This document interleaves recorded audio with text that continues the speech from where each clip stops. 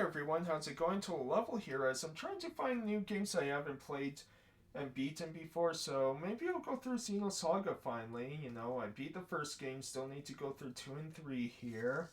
Oh, Summoner. Summoner's a really underrated title. They put a PS4 version, and no, I gotta focus on games I haven't beaten yet, but Pokemon Conquest, I love that game, and no, focus. Let's go. Bit down, let's see. Maybe PS4 will have something like Near Replicant. Yeah, this could be good. Oh, but I haven't played Shining Resonance yet. I know it's not supposed to be the greatest, but still want to play through it. And oh man, what should I play? Tokyo Xanadu. Haven't no. Focus on games I haven't beaten yet. Oh, Yokai Watch. I need to replay those. And oh, Radiant Historia Perfect Chronology. I still haven't played through this. Same with Stellar Glow. These two are supposed to be excellent games. And we have Devil Survivor 2. And how long have I been doing this for?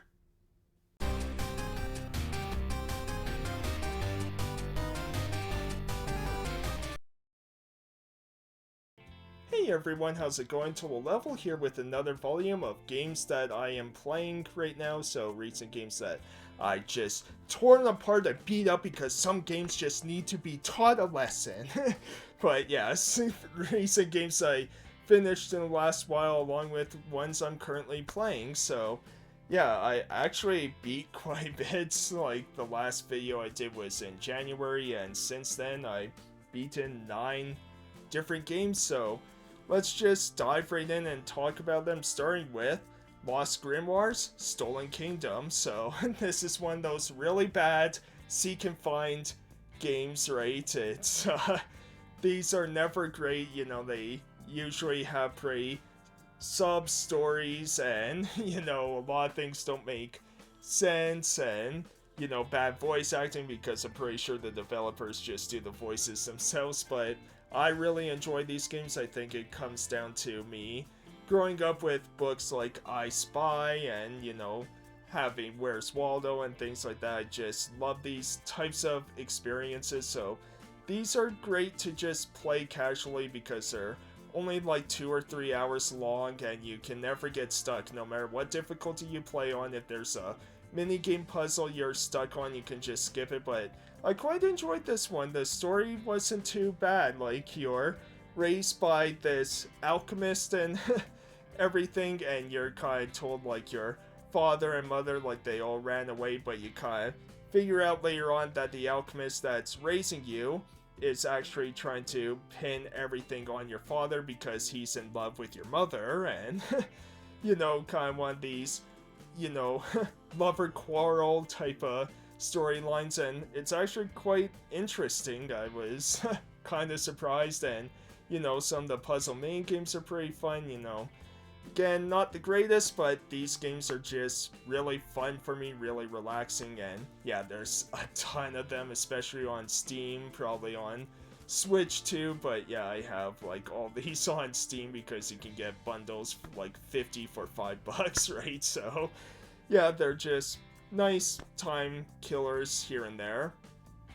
So that one I'd be digitally on Steam, and we'll keep the digital train going, talking about Roller Angels. So this is a DSiWare game, and the reason I played this actually is because I was trying to get DSi emulation to work on my computer and everything, because there's a certain game franchise I want to talk about, and one of the games is a DSiWare game, right? So yeah, and since I eventually set this up, it was really difficult. Do not ask me how to do this because, man, I had to go through a lot to do this. But, you know, kind of looking through all the DSiWare games that I could play, and kind of caught my eye with Roller Angels, and this wasn't bad until the final 2 worlds, because there's only 8 worlds in this game. It's pretty short, as it's kind of Powerpuff Girls meets The Blob meets Jet Set Radio, and I say that because, you know, the story for sure is inspired by Powerpuff Girls. You got, you know, the story is set up like a TV show type of deal of like, what will the roller angels do next? And yeah, aliens come by, they're stealing the color of the world, so you as the roller angels are going by roller skating and graffitiing different parts of the world to bring color back, right? It's very basic, one of these kind of endless runner level type deals, like you got levels, but yeah, you don't control your character running, they run automatically, you control your jumping and things like that. And like I said, pretty fun for the first like 6 worlds, but the last 2 were brutal. They just, difficulty spike went up tremendously, and so instead of, you know, saying that this was a solid like 7 out of 10 experience, unfortunately because of those last 2 worlds, it kind of brought it down for me to more of a mediocre to okay experience, right? I'm still glad I finished it. It was a nice little time killer, not very long at all, you know, only like 2 or 3 hours long, but yeah, it's just, it's too bad that games do this often where you haven't, you know, don't need to have like a tremendous time with the game, but you can still have a fun time, and then they throw that difficulty spike and that can just ruin the whole experience, right? But you know, if you're looking, if you can, you know, if you have this game somehow on your DS still, like DSi or 3DS or whatever, or yeah, you find an emulator to do this, like it might be worth checking out for yourself. And then the final game I have, which I actually finished on stream, was the Plucky Squire. Really enjoyed this game. This was on the PlayStation 5, so yeah, that's where I checked it out through PlayStation Plus, like extra premium, whatever, and yeah, a lot of fun. It throws a lot of different genres at you, you know, it's pretty surprising.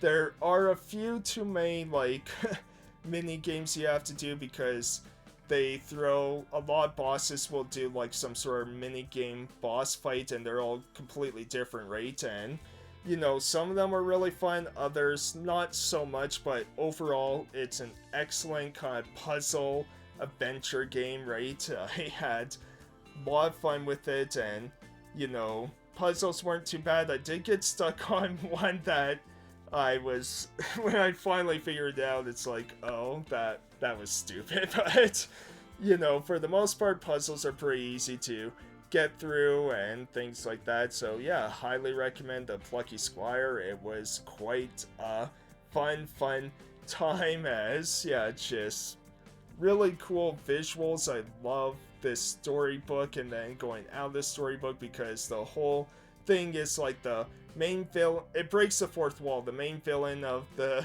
game kind, you know, kicks you out of your own book so that he can be the hero of his own story, right? And so you're trying to save the book, because if, you know, the villain takes over, then the book will just sit on a shelf and no one will read it, and it'll be forgotten over time, right? So you're trying to save this story franchise. It's really cool. Again, highly recommended. It's quite a fun time. And now we go on to the physical games I have that I beat. So yeah, one game I had on my backlog for a long time, glad I got through it now. Really fun.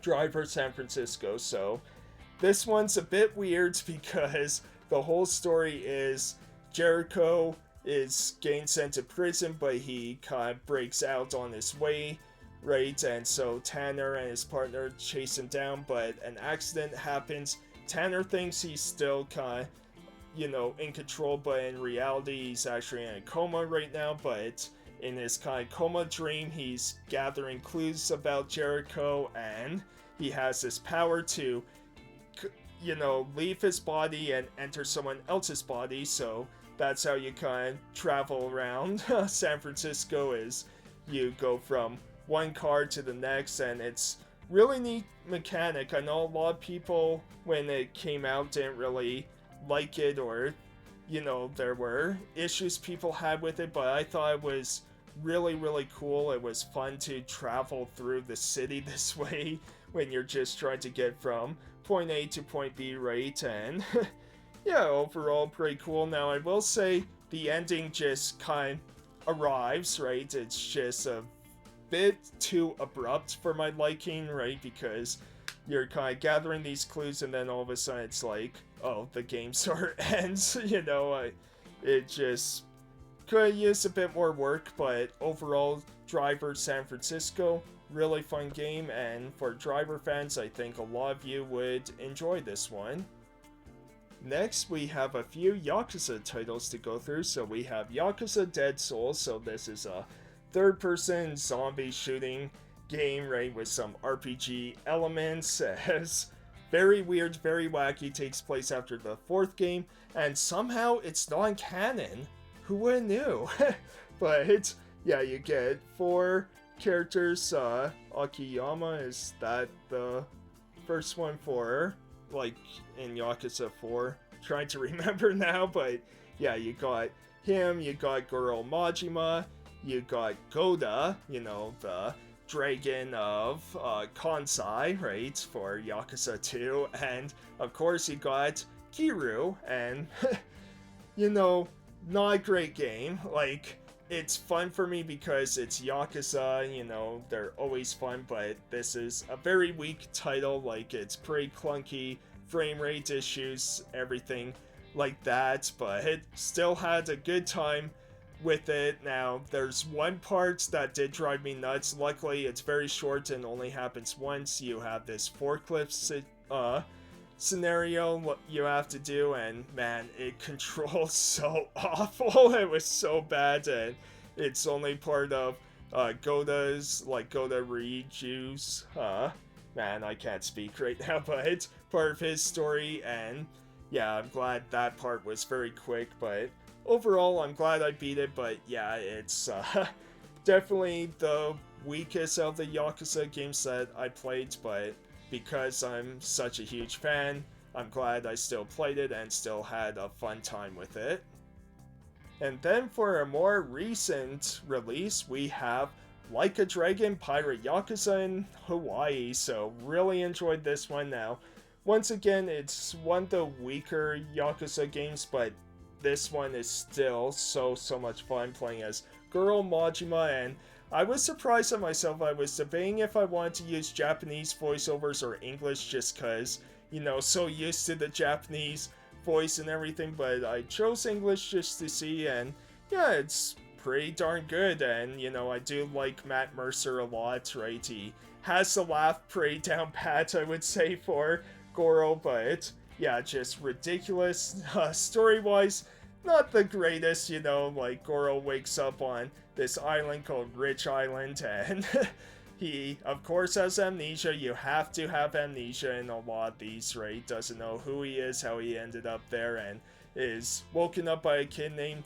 Noah, and, things happen later on where eventually, yeah, Goro gets his own pirate ship. He, goes across the sea and, takes Noah with him because, yeah, he promises this kid to travel the world with him, right? And I have to say, at the beginning, I did not like Noah. I thought he was just way too into your face at the beginning, but over time, definitely calmed down, so it's like, okay, he's not too bad now, but yeah, a lot of fun, and there's not a whole lot of new mechanics with this game besides, like, the pirate battles, the ship battles, which are pretty basic themselves, right? Because the combat, like, hand-to-hand combat is what we've known for Yakuza for many years, right? And the mini-games are kind of recycled from Infinite Wealth along with, other titles, right? But it's still fun. There's musical numbers in this, so that's cool, and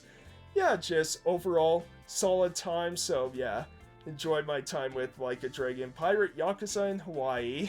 It was silly fun. Next up is a game I replayed, one of my favorite PlayStation 2 games ever. Did a video recently on this too, Radiata Stories. I just love this game so much. I wish there was a remake, a sequel, something more with this series, because man, it's just a blast, playing as Jack Russell, and he's trying to join the Radiata Knights, and a lot of things happen, right? Like, it's just, because at the beginning you think it's just going to be silly fun, right? But later on, the story takes a big turn and gets very serious. You have one of two endings to go through, so, replay value there. It has that SUI coding type of element of recruiting many different party members. Now, you can't recruit everyone at once because of those two endings, because those endings lead to alliances of which side you're going to join, right? So you can't get everyone on one playthrough, but really cool. And I love this game. It has Easter eggs of like Star Ocean and Valkyrie profile, right? So really cool. And man, please Square, please bring this game back, because so many of us love it so much. And then next up, I got the Yu-Gi-Oh! Early Days collection, and one game I beat on this one was the Sacred Card. So this is another one that I played many times before as a kid and everything, and yeah, really enjoyed it. So that was kind of the first one I wanted to play. You go through the Battle City arc playing as this just generic type of NPC that's, your character, right? And I say NPC, but yeah, you're the main character. But yeah, it's just alternate version where you're the one who kind of saves the world, right? You go through the whole tournament to win it yourself, and so you go through the battles that Yugi and Joey would normally go through in the whole anime. And yeah, just really like it. And the Yu-Gi-Oh! Games tend to be a bit different. Like, they don't fully follow through the actual card game rules. There we go. Because in this one, yes, you get 8,000 life points, but the gimmick with this one is type advantages, where certain type elements will automatically defeat the other cards, right? So, that's kind of neat and creates a bit of a strategic factor for a game that's super easy. Like, it's a game that you can beat in 5 hours or less, and there's not really much challenge to it, not until you get near the end where you're doing the finals and everything. But yeah, I still enjoy it. So yeah, and Yu-Gi-Oh! I'm glad I got this Early Days collection, because it's fun to go through all these games. And then the final game that we beat is Sonic X Shadow Generations. So really enjoyed this one. Now, Sonic Generations, just a remaster of, the original game. Still fun to play, but definitely a few issues here and there with, like the boost mechanic was already kind of old at this point, even though I think it was only the second game that used it, I believe. But just because playing so many games with boost and everything, it's like, okay, we've seen this already, and coming back, it's like, yeah, there's definitely some issues here and there, some glitches, and bosses that weren't the most exciting for some of them. But the Shadow Generations, man, that was fantastic. It's pretty short and everything, but the levels, the bosses, everything with it was amazing. The only thing I wasn't the biggest fan of was the hub world you kind of run around in, because there's different collectibles, and you have to kind of clear certain challenges to unlock some of these levels, and it was a bit annoying trying to figure out how to get to the next level or challenge, right? But other than that, the shadow part was fantastic. So yeah, overall though, this package just great stuff. I love this game so much. It was awesome. Now we go on to games I am playing. So one I unfortunately had to put a bit to the side for now, because my computer chair actually broke. I've had that thing for close to 15 years, so it was going to break at some point. But played the PC version of this. I do have a physical console one, which is Kingdom Come Deliverance. So really want to play this because, you know, Kingdom Come Deliverance 2 came out and a lot of people are raving about it, right? So, really want to try and play this one, which originally, yeah, I tried on PS4, but because of the controls, it's not optimized for controller. You need a keyboard and mouse, at least that's what I found, right? So that's why I'm playing on PC, but yeah, with my computer chair broken, it's a bit awkward to try and play right now, but you know, I'll probably try and give it a go because it'll be a little while before I can replace that chair since there's a lot of other things I had to replace, including my PC, so yeah, and that's also why I want to check it out just to see what my PC could do, or a new one and everything, and yeah, running this at 4K, it's pretty cool, and the parts I played, really fun, though combat, like, archery I was getting the hang of, but swords play, man, the swords hand-to-hand combat stuff is going to be really tough for me, I think, but, you know, overall really enjoying this, and, you know, not really loving Henry at the moment, but, you know, I'm sure as I play more we'll get there, though. Have to see if I'll really finish this one because there are parts that are a bit clunky for me, so yeah, I'm not sure if I'll finish this game just because I know it's a pretty long game too, so we'll see, but again, I wanted to play it just to get more of an idea, and, you know, people raving so much about Deliverance 2, so yeah, hopefully I will beat this at some point, but we'll see, no promises here.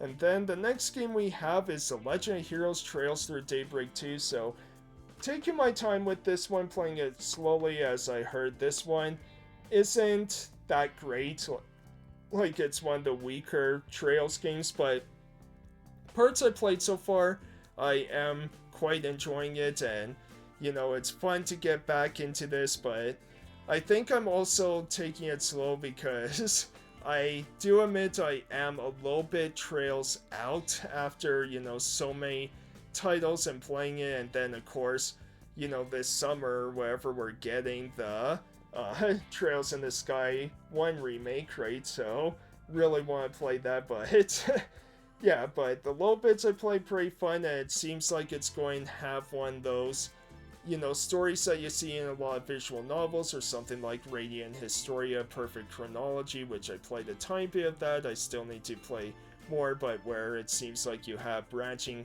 paths that you kind of go back and forth in, right? So yeah, we'll see, but so far not too bad, and yeah, I'll see how I feel as I play more of this.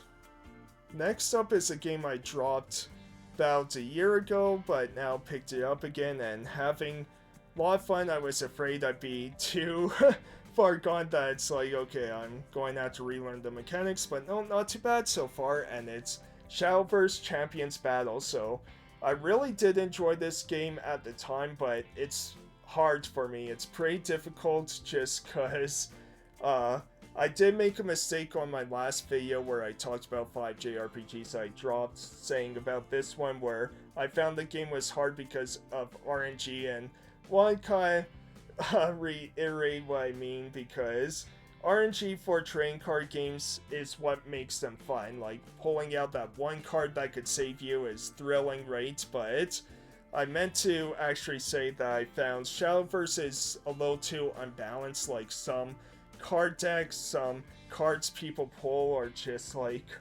wow, that it's kind of ridiculous, because a lot of the times I use Havencraft, and then I've been kind of trying to use Runecraft a bit, and with Runecraft, the whole gimmick with that one is you get to do something called spell boosting, which allows you to summon creatures much faster, or, you know, you power up a bunch of them, and it's like, there's a lot of broken cards in that, because there's one where, like, it's Dimensional Field, I think it's called, where if you keep spell boosting to the point where you can play it, that means you get like 2 turns in a row, which can just change everything for the game, right? So it's a bit unbalanced, but, you know, playing the single player stuff, I'm having fun. I just got you know, the last time I played this, I just beat the Bronze Cup, and now I'm on my way to the Silver Cup. I got everything completed to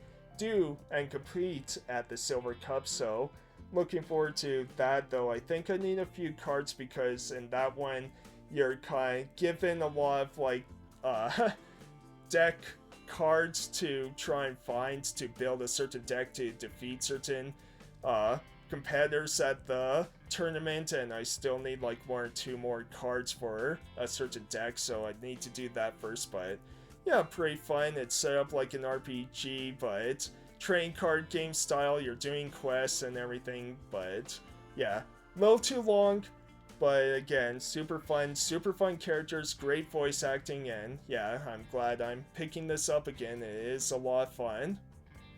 And then the final game we have is on PlayStation 5, just got on the PlayStation Plus, and I don't know how I feel about this right now. Like, I might actually drop it because I don't hate the game right now, but I'm not super into it, and it's Dragon Age the Veilguard, so yeah, this came a free PlayStation Plus game for March, and when the game was about to come out, like, there were things I heard about it that made me kind of hesitant to buy it. Like, part of me wanted to buy it just because, you know, I love BioWare, I don't want to see them close or anything, but at the same time, it's like, I wasn't loving what I was seeing, but I do enjoy Dragon Age. Like, outside of Origins, I did enjoy 2 and Inquisition, right? So you know, like, nothing will beat Origins for sure, but I still enjoyed like the second and third game, so this fourth one I was still interested in. There's parts I like because there's parts that look really good, like the opening sequence was a lot of action, and you know, there's some beautiful scenery and everything, but then there's parts where it looks very almost cartoony and sort of Fortnite-ish. Like, I can't explain it, it just looks a little off for this type of game, and I really don't like what they did with the Darkspawn. The Darkspawn looked very goofy and cartoony, and you know, you look at what they were in Origins, and it's like, or even the second game, I can't quite remember Inquisition, it's been too long since I played that one, but you know, they look vile, right? They look like just, you know, evil, and the Darkspawn, this one just look cartoony. It doesn't look quite right, and some of the dialogue so far is, you know, not fully loving it, but let me know what you guys think, because combat wise it's not too bad. It's a bit, you know, kind of shootery because I'm playing as a mage, right? And playing as a mage, like, it acts like a shooter a lot of the times, but yeah, let me know what you guys think, because there's parts that I'm having fun with, and there's other parts that, you know, I'm not too sure about right now, and you know, I do want to beat it just because I do want to see what Dragon Age, what this one has to offer and everything, but I know this has been very mixed with people for various different reasons and everything, so let me know what you guys think about it, you know, if you played it, and yeah, because I'm only about 3-4 hours in right now, so I do want to play a bit more to see what I think, but yeah, let me know what you guys think about it. And so, those are all the games that I've been playing and ones I recently finished, so yeah, this was a bit longer of a video than I thought it would be, but yeah, I hope you enjoyed. Let me know in the comments down below which games you have played and beaten recently, which ones you're currently playing right now. Always love hearing all of your thoughts, and yeah, let me know what you guys think of the games that I played too, if you played them, and you know, which ones you're interested in, things like that. Always love hearing your thoughts. Thank you so much for watching, always appreciate it, and I'll see you next time. Thanks everyone, have a great rest of your day. Hey everyone, thanks for watching, really appreciate it. If you enjoyed what you saw, be sure to leave a like, comment, and subscribe to see more. Also follow me on X, Twitch, Bluesky, and I am back on Facebook now. All links will be on my About page, so follow me there. Even if it's just for the skits I do, I need someone to follow me. Okay, probably not the best way to encourage people, but anyways, I'll see you next time. Have a great day, everyone!